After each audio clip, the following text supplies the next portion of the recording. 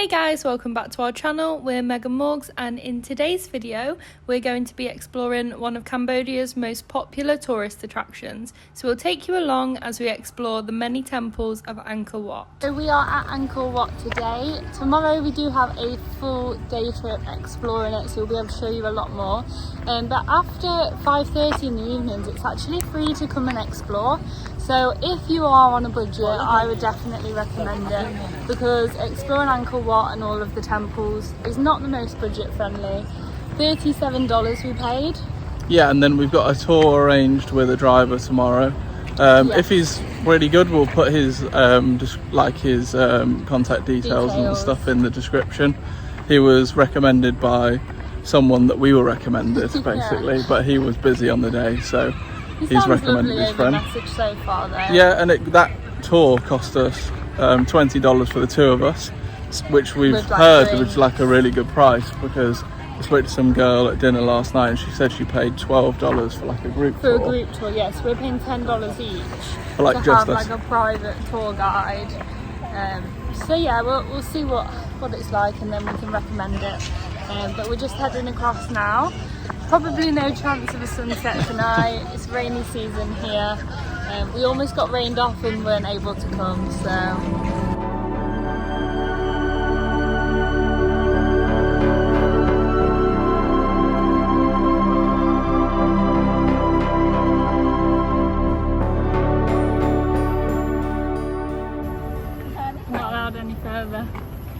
To be fair, we weren't even supposed to come across this jetty, but some security guard let us through, so.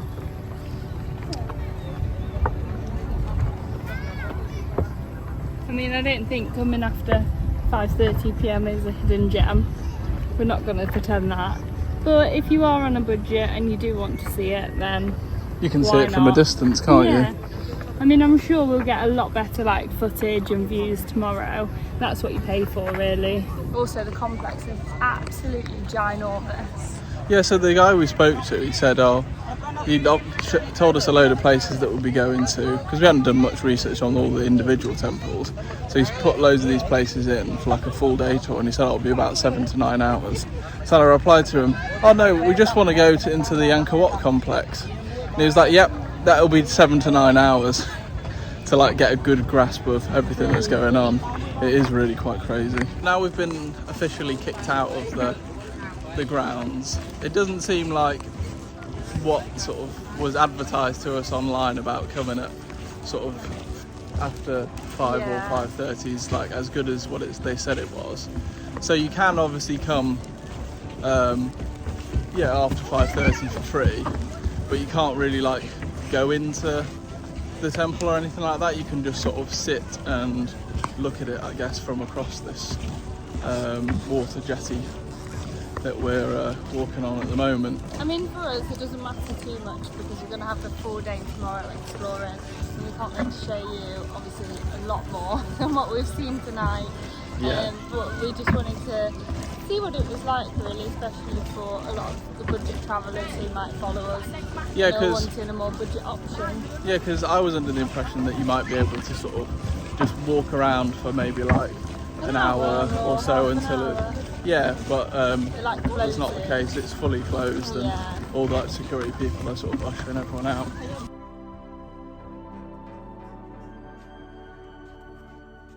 So we haven't really done too much over the past few days, just because there's an election going on here in Cambodia.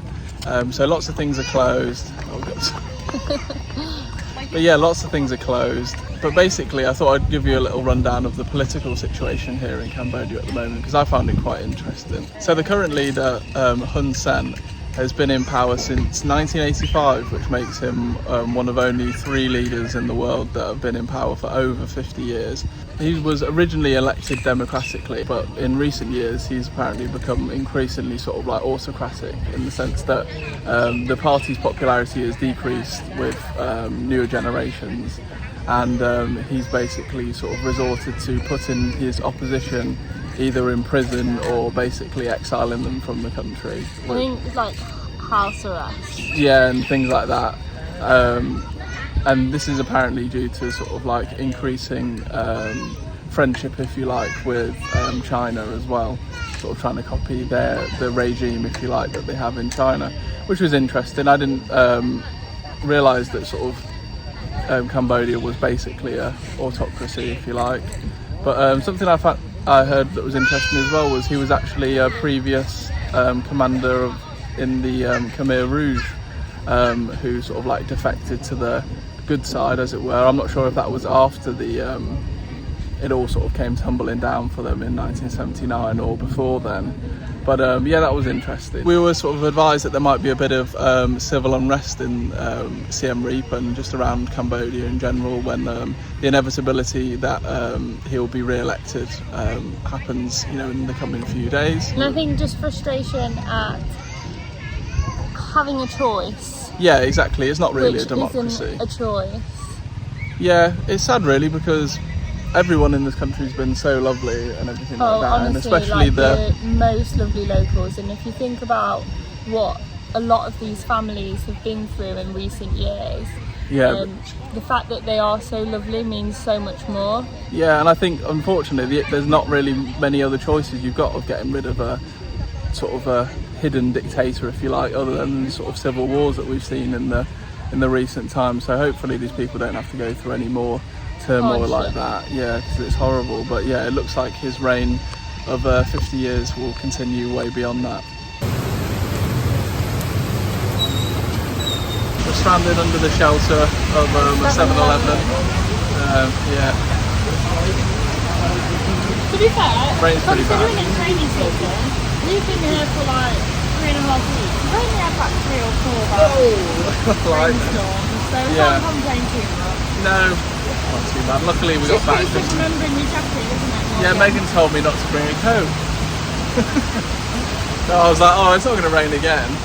Surely. Oh dear. Right, well, our restaurant's a 5-minute walk away, so that means that I'm going to be wet through to my pants probably by the time we get there. I don't know. We might wait for it to... It does not sound like it's going to ease up in the next few No. minutes. And we're stood right in front of what smells very nice. It smells so good. But it's like street meat. Don't know.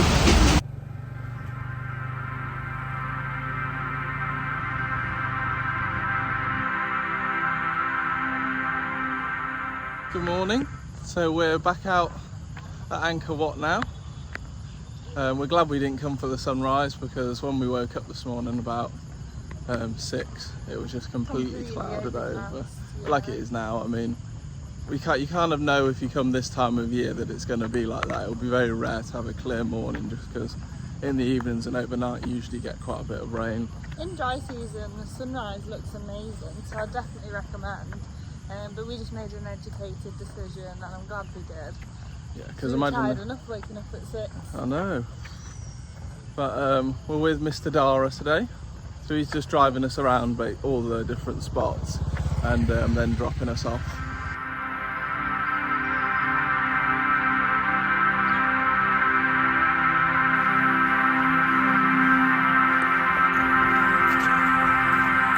Definitely a lot better of a view than yesterday.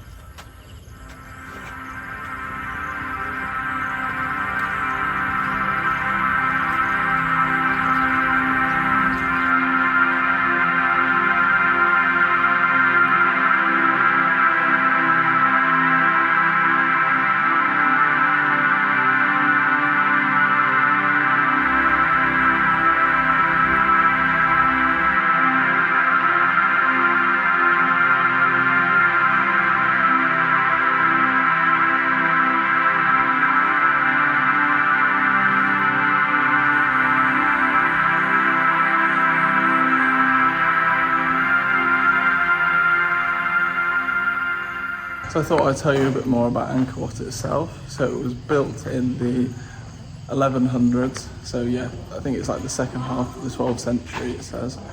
And yeah, it was originally a Hindu temple, but as times changed, Cambodia is now primarily Buddhist. So I think I overheard one of the tour guides saying that they sort of took a lot of Buddhist statues and then replaced the Hindu ones. You'll also see as you walk around that many of the original steps have been sort of like replaced or sort of like covered by some wooden ones. I'm just walking down some now, but you'll be glad that they are, even though it sort of changes obviously the visual appearance. But yeah, the original stone steps are just sort of completely sort of sheer straight up, like the ones at the sort of the pyramids in Mexico, like the Chichen Itza and things. The sun's starting to come out now, although obviously it's been shaded and stuff and the clouds have been out, it's been still pretty sweaty. And to consider we've got sort of like 7 hours or something of it, it's going to be quite the day. I'm going to go get some pictures now at the place where everybody goes for sunset and show you that part. So this bit here by this little lake to the sort of right hand side of the path where you walk in, this is where everyone comes for sunrise. That's why it's all sort of muddy, but also, everyone's it's really here. nice. You can see like a reflection of the temple in the water. So I'd actually recommend, if you come here early, come here first, because now we're on our way out and all of the tour groups have arrived, so... As you could hear. We're heading on our way out now though. Yeah. That is the first and the main temple, Angkor Wat, that we've explored. It was really nice there, like it's absolutely huge. But like all the intricacies of the temple, it's just insane. Can't imagine how long it took them. Well, apparently it only took them... I was going to say key fact. Well, apparently it only took them 30 years to build, like the whole complex, which I find absolutely bizarre. Considering, like, I don't know, places at home, like the cathedral took hundreds and hundreds of years, and Yeah. the pyramids, God knows how long they took. But then, like, something like that only taking 30 years, I don't know. Yeah, it's great. Fact check me in the comments if you like. Bye, Mr Dara.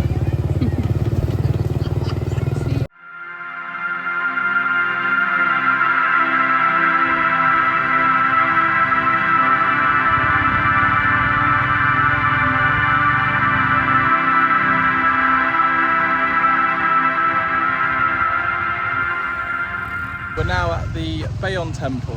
I think, where did we go through? The Tonle Gate as well. That was very beautiful. Had all the sort of like the warrior statues all along the side of the bridge over the water. It was nice. Yeah, so we've got some time to explore here, and then there's like a little complex that you walk from this one to then another place and another place. There's like a few, and then we'll go back and meet our driver, Mr Dara. But also, just want to mention, when we got back to our Ragmaran, I think, yeah, something like that. he had like ice cold towels and ice cold water bottles for us, which was so refreshing. Yeah, it was needed. But yeah, well, it's like they're like a tuk-tuk, but instead they're like a motorbike, and then it's got like a cart basically on the back with some more comfortable seats and stuff like that. It's quite good. It's nice doing it this way, I think, just because it's just us and we're getting taken around. I mean, you could do it with a tour, and then you'll have a tour guide that's like telling you stuff, obviously, that's probably walking around with you. So, but yeah, you can just sort of pick your own experience for it.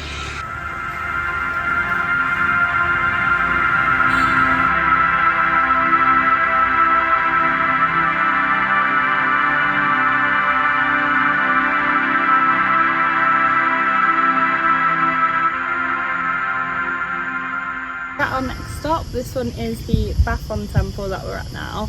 And one thing I will say that I really like about the whole complex here about Angkor Wat is how green it is. Like, it's so in the jungle, there's just nature everywhere. Makes for like a really peaceful and relaxing environment.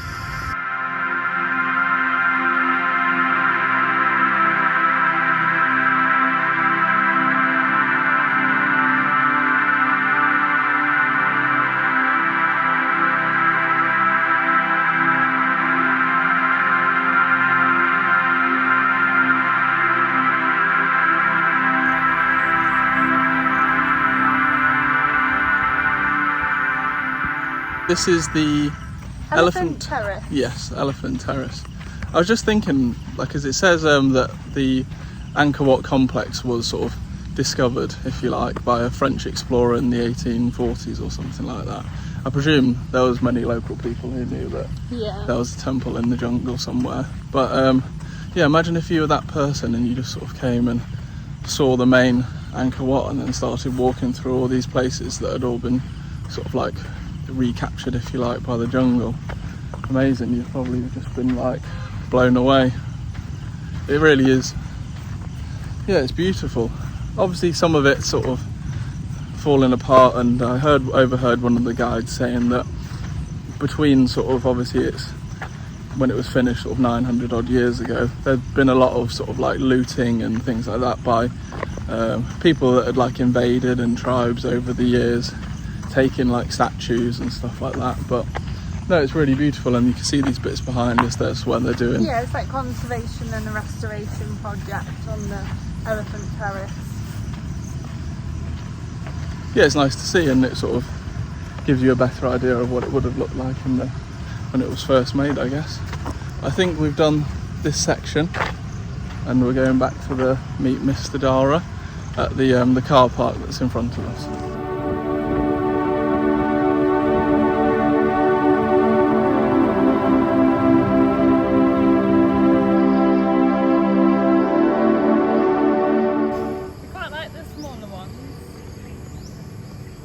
They're like more peaceful as well, aren't they? There's not so many people around, so you get it to yourself and you can explore at your own pace.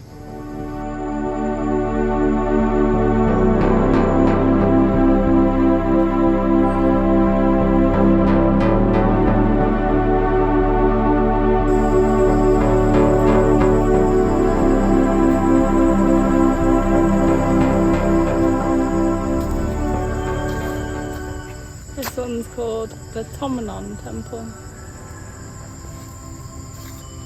So I think we're up to 5 temples, 2 terraces so far. Don't know how 2 many. bridges. Don't know how many we've got left. No. We've been here. How long have we been here? Like 3 hours. 3 hours. So there's the potential for us to have 4 hours to go. We haven't been spending sort of like loads of time at the different stops. We've sort of been spending, just as long as we want to, really, which is the benefit of just going on our own. Whereas if you're on a guided trip, we've seen a few of them, and like it seems like the guide just like walks you wherever they're gonna. Yeah, it'll be as long as the guide wants it to be, sort of thing. Whereas if you don't really want to spend as long, I guess you just still have to like follow them around and things, which is like a pros and cons sort of thing, isn't it? Yeah. Whereas our driver sort of just waits for us, where he said he's going to wait, and then we just walk for as long as we want to walk, and then we'll meet him back where we say. So yeah, some pros and cons for you. Surprise, surprise, we're at another temple. This one looks really cool. Like, It we're does. just walking up to it now. It's called Takio Temple.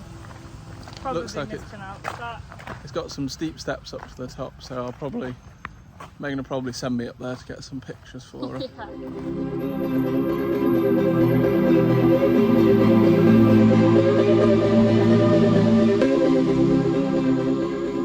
So it is extremely steep.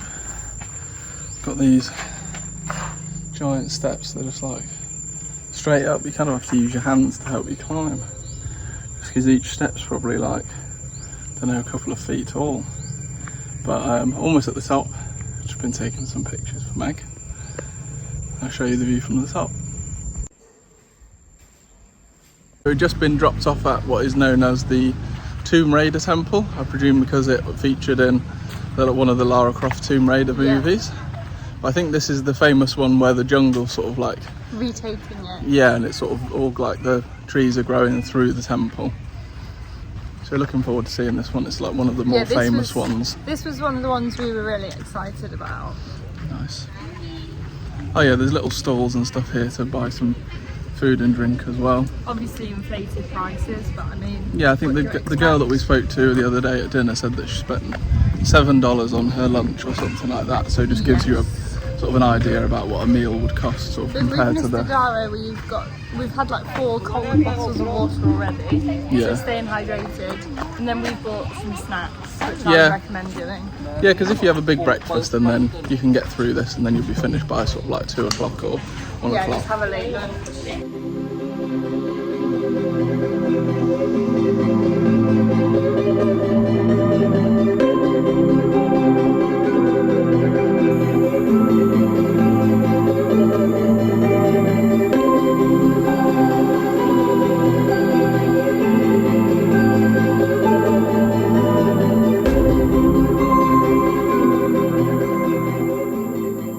that some of these trees of this sort of size have sort of reclaimed parts of this temple gives you a sort of like a better appreciation for how old it all is. Because I mean, trees that size must take, you know, hundreds of years to grow to the size that they are. Yeah, it's beautiful here. Look at that. All the little details and stuff. There's also lots of sort of like restoration projects that are going on, and it shows you sort of like the partnerships between Cambodia, and there's either sort of like ones that they've got with China that we've seen, and then also ones that they've got with India.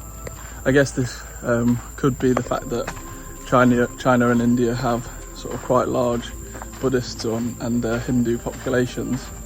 So maybe they also, as sort of like more economically developed countries, want to help out this Hindu country, or Hindu and Buddhist country,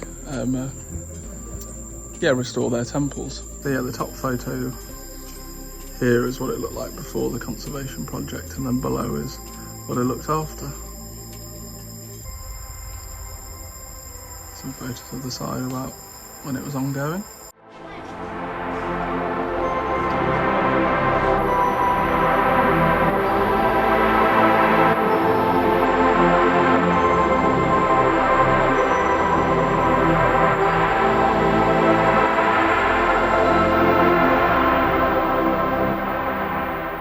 Switched to the GoPro now because my phone was on low battery because we've been taking so many videos.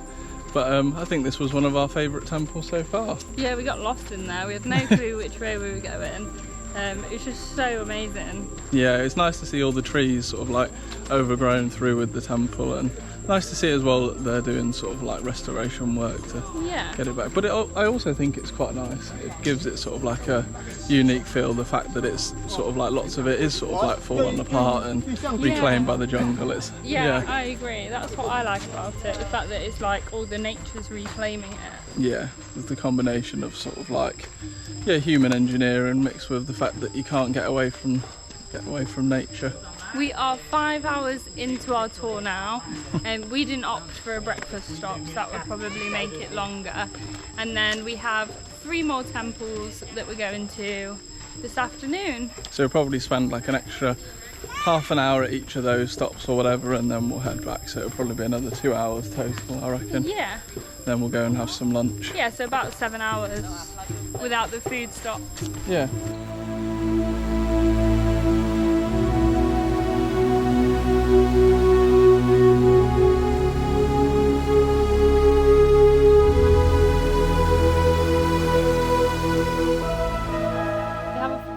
Temples left, I believe. Do you think they're all starting to look the same? Everything's, yeah. I don't know if it's the sun or if they are. It's great though. Definitely come out. Beautiful. Yeah, Meg just said to me, I guess if you're sort of like a time-rich person and a generally rich person, you could get the 3-day ticket for $67. And just do like a few temples each day. I feel like that would be a nice way to break it up a bit, because it is a very full-on day of temples. Yeah, exactly. You're going to be walking around. I mean, you expect it. That's what you come to Angkor Wat for. It's amazing though. It is, and we just checked our health app thing on our phone. It says about 15,000 steps. So 3,000 steps an hour. Get that to 20 by the end of the day. I reckon we probably will be, yeah. We got back and Mr Dara had brought us 2 coconuts. Yeah. From the shop. He drove up and got them for us. It's very nice. Refreshing. It's good for you as well. Keep your electrolytes up. But we're at our very last temple. It's the Kravan temple. It's been a long day so far, but I don't feel too bad actually. I think the fact that we didn't get up super early for sunrise, has meant that we're okay. And all like the water and everything that he's been giving us, cold flannels, coconut, like we're very hydrated. And I think that would be the only reason. But yeah, definitely bring snacks as well, because it is a long day and you're walking around, so you're going to need to sort of like keep up on your food. Like you can get food here, but obviously it's more expensive. But yeah, we're doing well, and we'll show you this last temple before we head back for some lunch.